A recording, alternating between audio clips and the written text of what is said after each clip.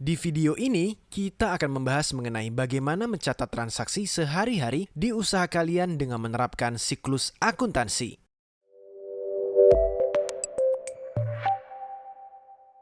Hey guys, di topik kita kali ini, kita akan coba terapkan semua konsep yang sudah kita pelajari di video-video fakultif sebelumnya mengenai akuntansi dasar. Sambil jalan, saya akan infokan juga konsep-konsep mana yang berkaitan dengan pembahasan kita saat ini. Kita akan coba buat laporan keuangan dari nol, mulai dari jurnal umum, buku besar, neraca saldo, jurnal penyesuaian, membuat laporan keuangan, hingga jurnal penutup. Apa yang akan kita pelajari ini dikenal dengan nama siklus akuntansi. Topik ini akan kita pecah menjadi 6 sesi video. Sesi pertama yaitu video kita kali ini akan membahas mengenai contoh kasus dan pencatatan jurnal umum. Di sesi kedua, kita akan membuat buku besar dan neraca saldo.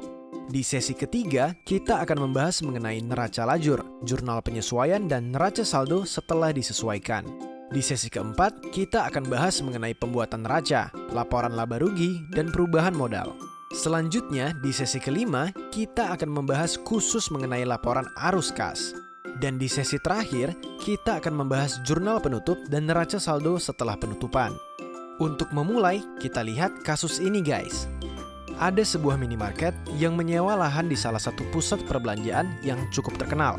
Minimarket ini sudah beroperasi selama 1 tahun. Kebetulan hari ini adalah tanggal 1 Januari dan saldo akhir per tanggal 31 Desember tahun sebelumnya sudah selesai dibuat dan ditampilkan seperti ini. Kalau kalian pengen tahu caranya membuat neraca untuk kasus perusahaan yang belum pernah buat laporan keuangan sama sekali, kalian bisa lihat video ini. Di tanggal 1 ini tidak banyak transaksi. Transaksi pertama adalah penjualan.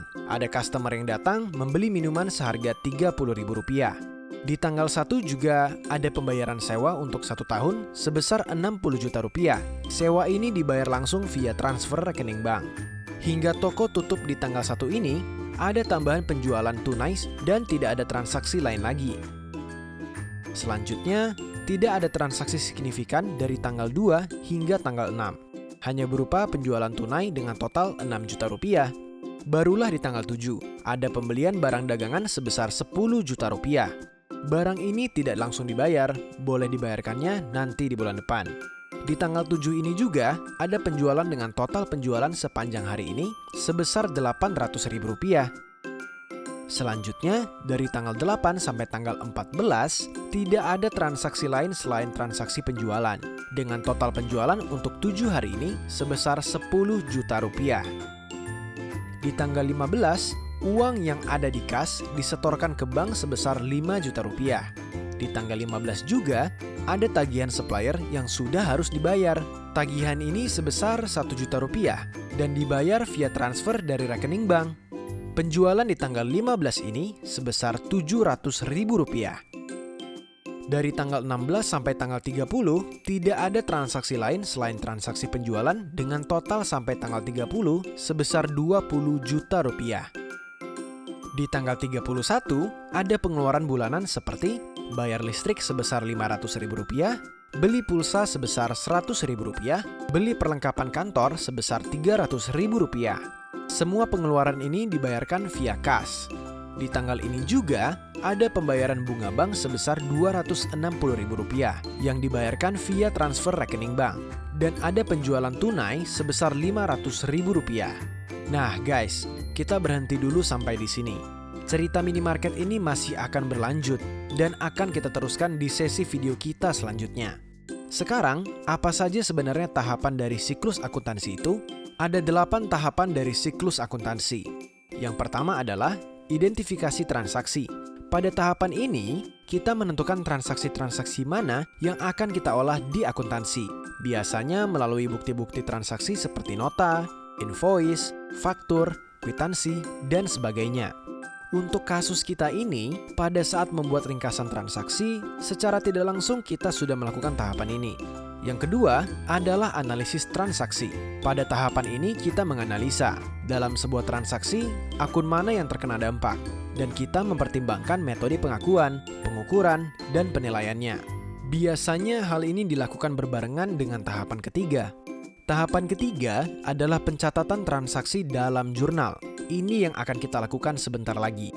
Tahapan keempat hingga tahapan kedelapan akan kita buat di video-video selanjutnya, yaitu posting ke buku besar, menyusun neraca saldo dan jurnal penyesuaian, penyusunan neraca saldo setelah disesuaikan dan laporan keuangan, menyusun jurnal penutup, dan yang terakhir, mempersiapkan neraca saldo setelah penutupan.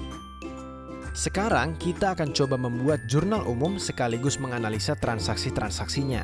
Namun sebelum memulai, ada sedikit pengetahuan yang perlu kalian ketahui guys, yaitu mengetahui tentang saldo normal posisi akun dalam akuntansi. Saldo normal akun ini kurang lebih ditampilkan kayak gini guys. Kalau kalian mengerti tentang debit kredit, posisi saldo normal ini nggak perlu dihafal sebetulnya. Bagi kalian yang belum tahu apa itu debit, apa itu kredit, kalian bisa lihat video ini. Di mana di video ini saya buktikan bahwa tanpa debit kredit, bahkan tanpa jurnal sekalipun, sebenarnya kita bisa buat neraca. Tapi karena di video ini saya mau menjelaskan siklus akuntansi, maka kita akan buat sesuai dengan teknik-teknik yang diajarkan di akuntansi. Secara singkat, debit menunjukkan penambahan di sisi kiri neraca, dan kredit menggambarkan penambahan di sisi kanan sebuah neraca. Dengan kata lain, dalam kondisi normal, semua aset bertambah di debit, semua liability dan equity bertambah di kredit. Jika terjadi pengurangan, maka sebaliknya, aset berkurang di kredit, liability dan equity berkurang di debit. Komponen aset ada banyak, bisa berupa kas, piutang, persediaan, perlengkapan, biaya dibayar di muka, DP ke supplier, peralatan, mesin, hingga harta tidak berwujud seperti merek, hak paten, goodwill, dan sebagainya. Semua ini jika bertambah akan didebit, dan jika berkurang akan dikredit. Ada beberapa akun yang dikenal sebagai contra asset, seperti akumulasi depresiasi dan amortisasi. Maksudnya kontra aset adalah meskipun menjadi bagian dari aset, namun sifatnya mengurangi aset. Sehingga ketika terjadi penambahan untuk akun ini, maka posisinya berada di kredit. Sementara di sisi kredit, yang termasuk komponen liability seperti utang ke supplier, pinjaman atau utang pendanaan, pendapatan diterima di muka, down payment dari customer, dan sebagainya akan bertambah di sisi kredit dan berkurang di sisi debit. Untuk equity, komponen equity termasuk modal awal dan laba ditahan. Jika bertambah, maka penambahannya dikredit. Nah, laba ditahan bisa bertambah kalau perusahaan untung. Dengan kata lain, pendapatan perusahaan lebih besar dari biaya-biayanya. Jadi, kalau kita rinci lebih detail, maka segala sesuatu yang menambah retained earnings, seperti pendapatan atau keuntungan, memiliki saldo normal di kredit. Dan semua yang mengurangi retained earnings, seperti COGS, biaya-biaya, kerugian, dan dividen, memiliki saldo normal di debit. Kalau saya buat dalam bentuk list, jadinya kurang lebih seperti ini guys. Nah, sekarang bagaimana sih bentuk jurnal umum itu? Untuk format jurnal umum biasanya ditampilkan seperti ini.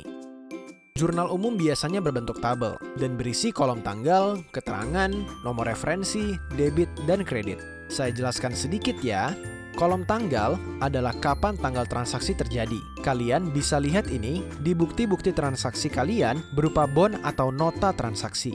Kolom keterangan biasanya menuliskan nama akun yang akan kita jurnal. Jika menggunakan software, biasanya dilengkapi juga dengan kode akun yang akan kita jurnal. Untuk kasus ini, kode akun ini akan kita abaikan dan langsung menulis nama akunnya. Kolom nomor referensi biasanya berupa nomor referensi dari bukti transaksi. Bisa berupa nomor invoice, nomor bukti kas, nomor nota, dan sebagainya. Bisa nomor apa saja. Yang penting tujuannya. Ketika kalian nanti baca jurnal dan ingin lihat bukti fisiknya, gampang nyarinya guys. Khusus untuk kasus ini, supaya nggak ribet, saya tidak memberikan nomor referensi di transaksi-transaksi tadi. Jadi, bisa kita abaikan untuk kasus kita sekarang. Untuk kolom debit dan kredit, nanti diisi jumlah rupiahnya untuk masing-masing transaksi. Di bawah, biasanya jumlah debit dan kredit ditotalkan. Tujuannya adalah untuk memastikan tidak ada kesalahan penginputan nilai transaksi atau ada jurnal yang belum lengkap diinput. Pencatatan jurnal pada jurnal umum selalu berpasangan. Untuk lebih jelasnya mengapa harus berpasangan, kalian bisa lihat pada video ini. Untuk transaksi minimarket tadi, kita akan buat jurnalnya dari tanggal 1. Dari ringkasan transaksi yang sudah kita buat, di tanggal 1 terjadi beberapa transaksi. Ada penjualan tunai Rp30.000, ada bayar sewa 1 tahun Rp60 juta, dan ada penjualan tunai lagi sebesar Rp540.000. Untuk penjualan tunai berarti kita menerima uang dari penjualan. Uang kita bertambah dan pendapatan kita bertambah. Dari saldo normal tadi, kita sudah tahu kalau kas bertambah berarti di debit. Kalau pendapatan bertambah berarti di kredit. Kita tinggal tulis aja, di tanggal 1, kas di debit Rp30.000 dan pendapatan di kredit Rp30.000.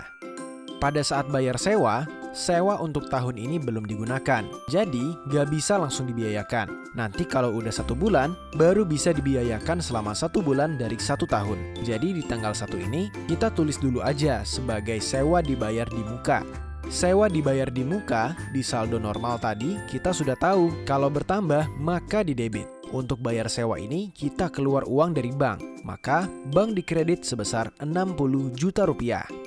Untuk transaksi ketiga, sama dengan transaksi pertama guys. Jurnalnya, kas di debit Rp540.000 dan pendapatan di kredit Rp540.000. Di tanggal 2 sampai dengan 6 Januari, karena tidak ada transaksi lain, maka jurnalnya sama juga.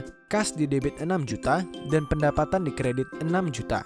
Loh, memang nulis jurnal boleh digabung-gabung gitu tanggalnya? Ini buat contoh aja guys. Kenyataannya hampir nggak ada tuh. 5 hari cuma 1 jenis transaksi. Jadi, di kenyataan pasti per tanggal. Bahkan bukan per tanggal lagi. Biasa jurnal umum dibuat per bukti transaksi. Jadi, kalau misalnya kalian buka warung, belanja ke pasar. Nah, bon-bon belanja di pasar hari itu kalian rekap jadi 1, diberikan nomor. Nomor bukti kas keluar misalnya. Nah, di jurnal deh per nomor bukti kas keluar. Kalau di hari yang sama ada belanja lagi ke supermarket misalnya, direkap lagi jadi 1 nomor bukti kas keluar di jurnal lagi. Jadi dalam 1 hari bisa jadi ada beberapa jurnal meskipun jenis transaksinya sama. Kalau contoh ini hanya untuk menyederhanakan aja ya. Selanjutnya di tanggal 7 ada 2 transaksi, yaitu pembelian kredit sebesar Rp10 juta dan penjualan tunai Rp800.000. Pada saat membeli secara kredit, pembelian kita bertambah dan di saat bersamaan muncul utang ke supplier. Kalau pembelian bertambah, berarti persediaan kita bertambah. Dan di saldo normal kita udah tahu.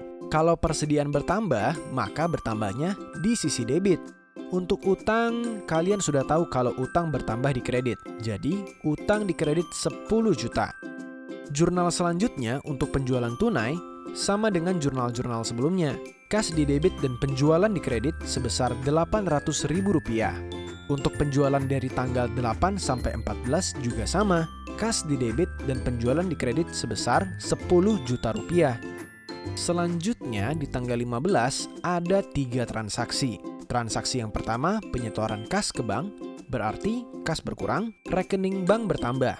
Dari saldo normal kas atau bank, kita ketahui kalau bertambah berarti di debit, dan kalau berkurang berarti di kredit.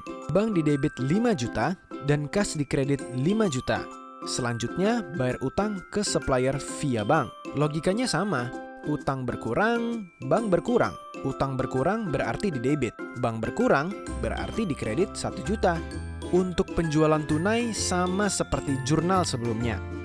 Untuk tanggal 16 sampai 30 juga sama, kas di debit dan penjualan di kredit 20 juta.